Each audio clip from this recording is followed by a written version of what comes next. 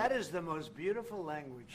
Despite friendly rapport, US President Donald Trump and visiting French President Emmanuel Macron showed some stark differences Monday when it came to the war on Ukraine.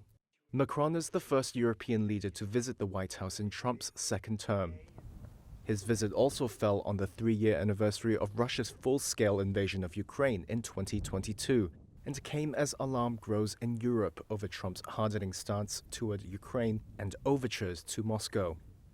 Speaking on Monday, Trump refused to call Russian President Vladimir Putin a dictator, while Macron made clear Putin had violated the peace. This war costed all of us a lot of money.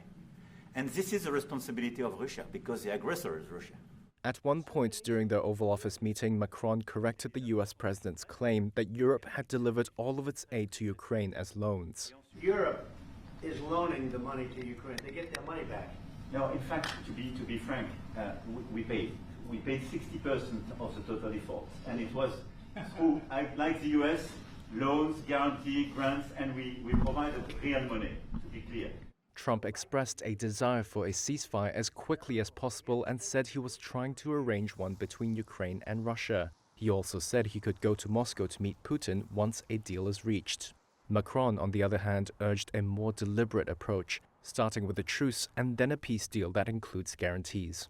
My strong point was to say, let's try to get something first which can be assessed, checked and verified. And let's be sure that we build sufficient guarantees on the short run. And this is where we are ready to be engaged. As for France, a lot of my European colleagues are ready to be engaged. But we do need this American backup, because this is part of the credibility of the security guarantees. And this is our collective deterrence capacity. The two did agree on the deployment of European peacekeeping forces once a deal is eventually reached. Trump said he accepts the concept, as does Putin. Trump also says he expects Ukrainian President Volodymyr Zelenskiy to come to the United States soon in order to seal the deal on a revenue-sharing agreement on Ukrainian minerals. Trump hopes to recoup the costs of aid the previous Biden administration had sent to Kyiv in the form of weapons to repel Russia. But Zelensky had so far rejected U.S. demands for $500 billion in mineral wealth. He said the United States had supplied nowhere near that sum so far and offered no specific security guarantees in the agreement. Macron later appeared on Fox News Channel's Special Report with Bret Baier, where he was optimistic over a Ukraine-Russia deal. First, to have a truce. I think it could be done in the weeks to come. He said a U.S. minerals deal with Kyiv would be one of the best ways to ensure a commitment from Washington.